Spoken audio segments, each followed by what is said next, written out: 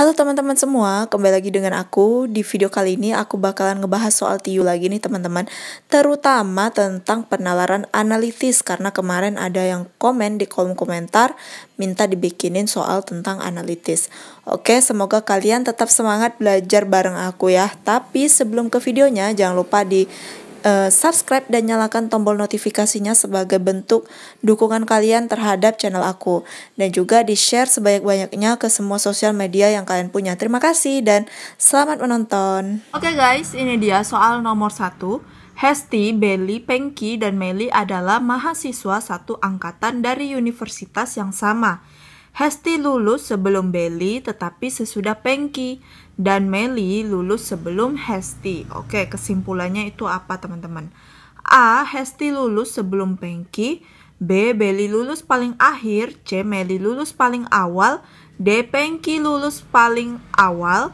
E. Pengki dan Meli lulus pada waktu yang sama. Oke, kesimpulan yang benarnya nih apa kira-kira teman-teman? Kalian bisa pause dulu video ini, terus nanti cocokin jawabannya sama aku ya.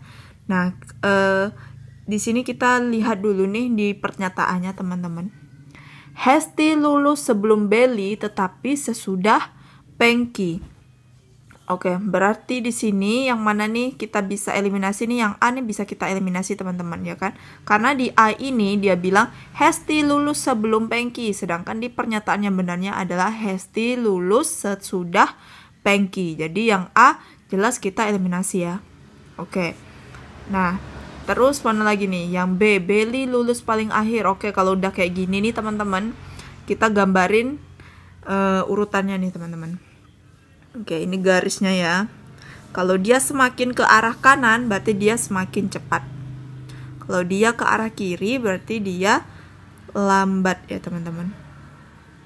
Nah, gitu ya. Aku mohon maaf banget kalau tulisan aku kurang rapi teman-teman.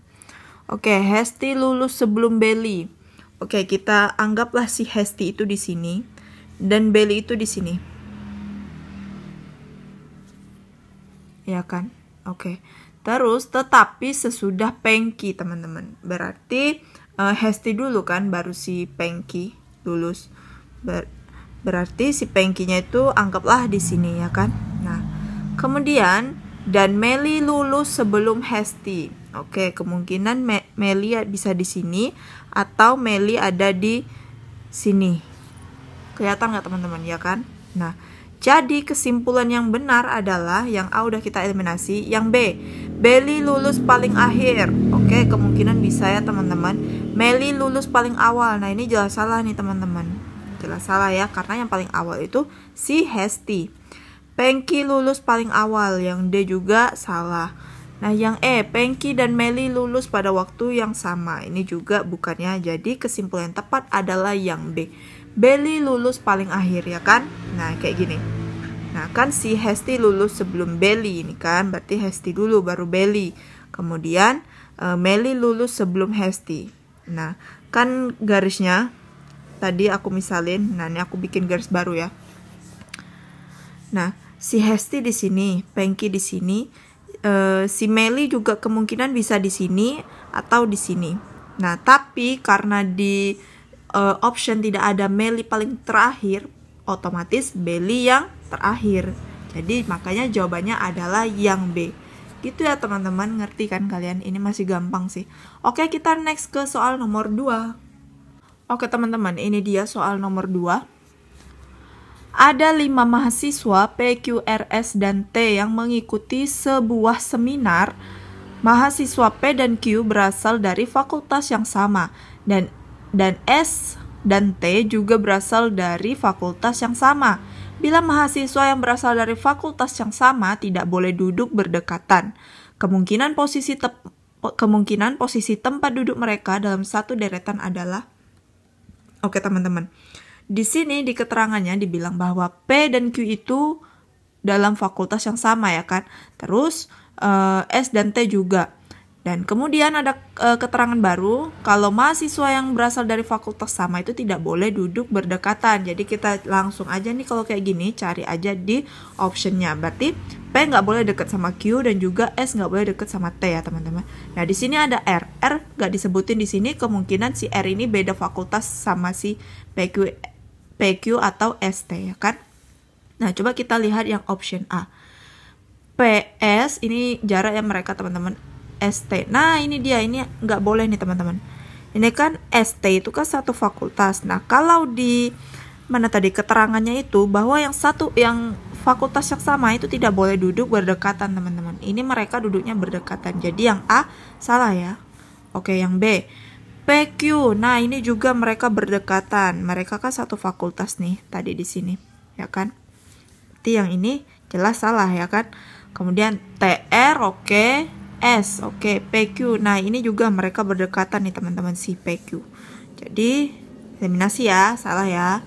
Kemudian yang D, PR, oke. TS. Nah, ini juga mereka berdekatan nih teman-teman. T sama S nih berdekatan, kan mereka satu fakultas, jadi nggak boleh. Jadi, salah ya. Yang E, S, R, P, T, Q. Nah, ini dia yang benar teman-teman. Satu-satunya jawaban yang benar adalah yang E ya kan. Karena S juga jauh nih sama si T. Kemudian P juga jauh dengan Q. Nah, S, R ini sama P pasti dia beda jurusan. Jadi jawaban paling tepat adalah yang E. Itu ya teman-teman, gampang kan? Oke, kita next lanjut ke soal nomor 3. Oke teman-teman, ini dia soal nomor 3, lumayan panjang. Terdapat suatu tangga yang tersusun atas beberapa anak tangga yang jarak sama.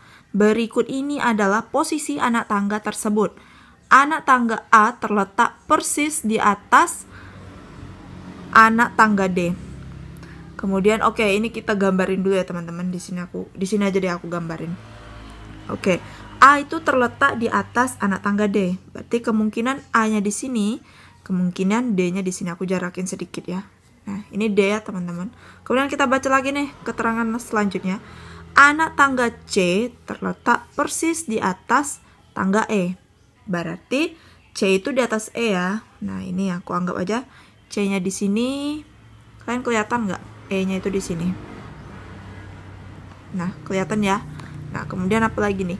Anak tangga F itu terletak 4 anak tangga di bawah anak tangga D. Maaf teman-teman, goyang. Oke.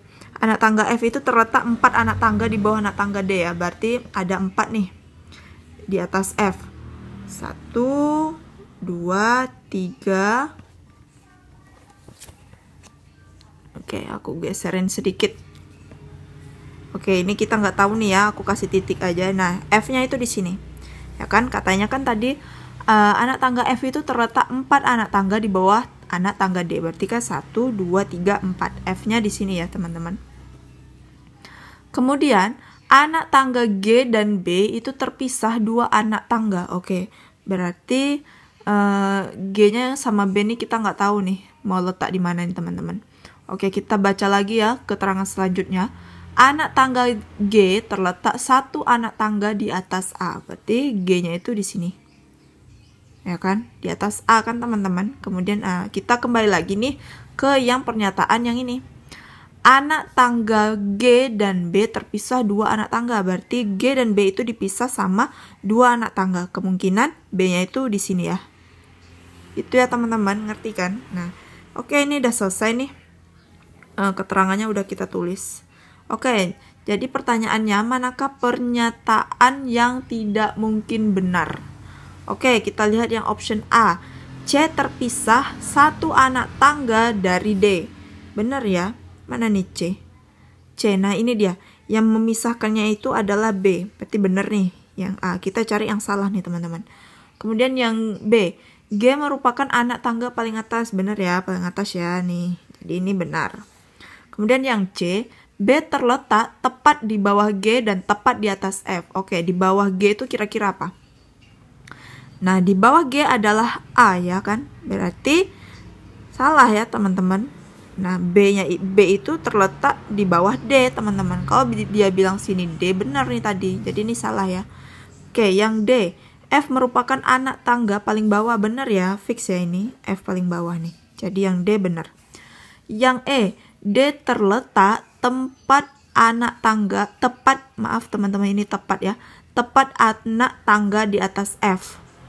Oke, mana D? Oke, D di atas F ya teman-teman. Nah, berarti ini benar.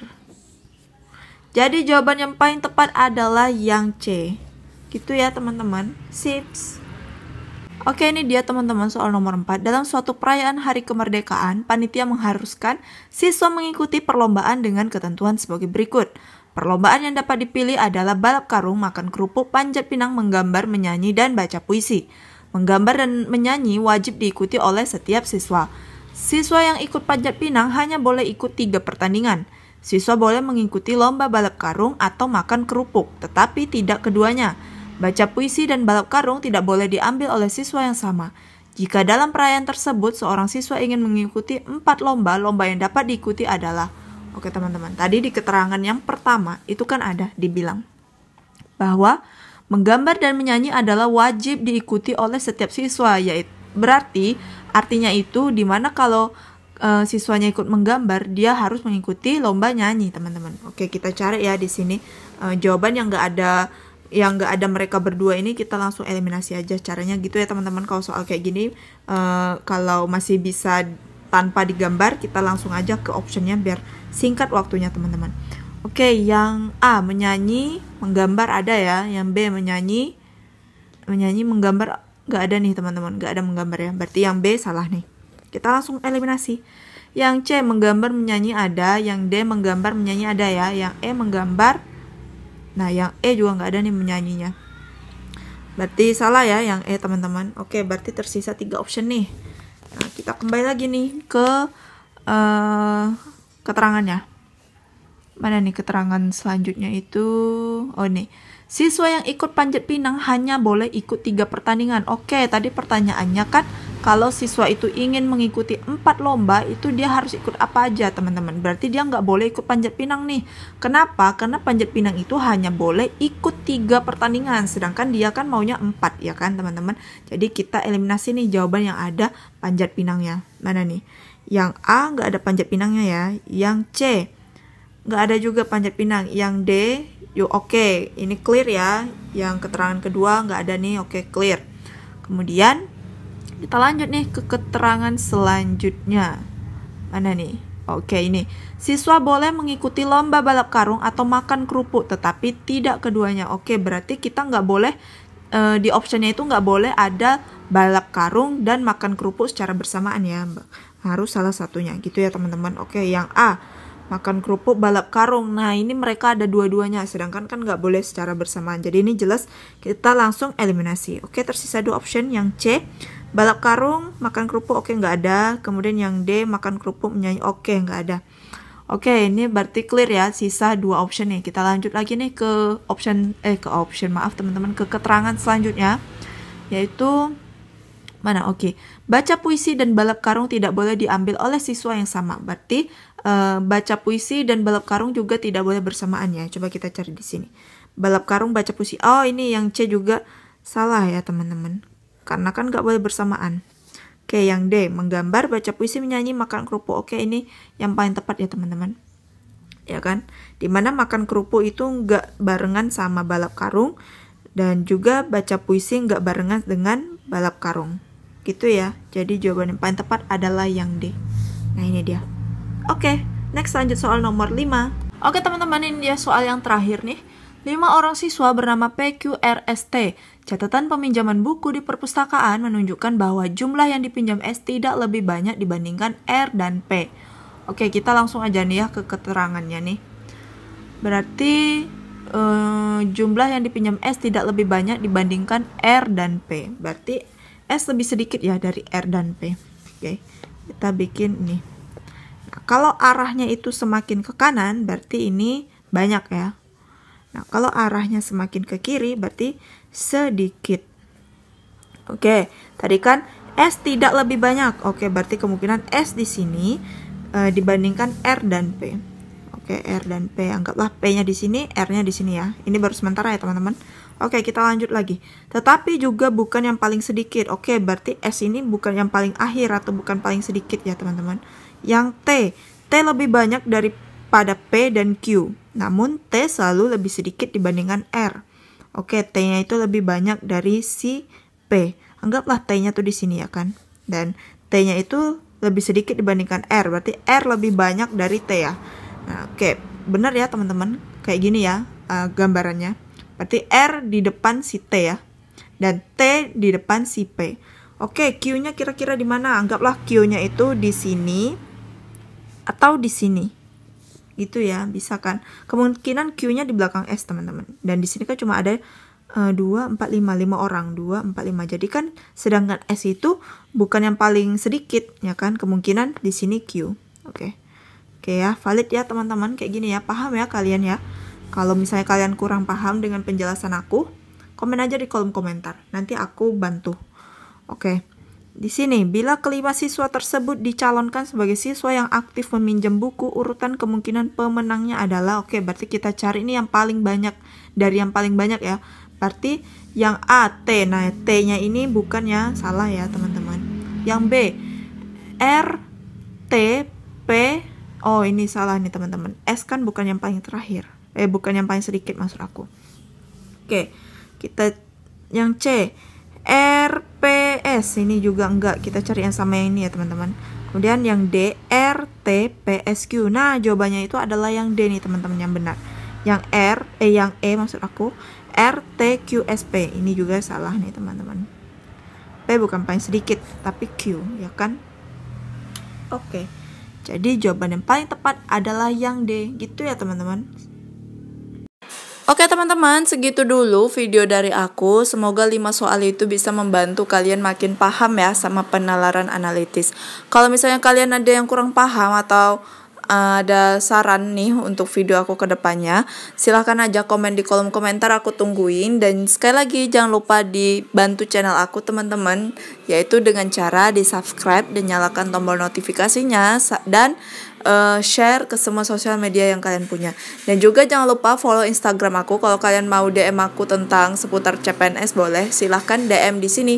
See you next video, bye bye.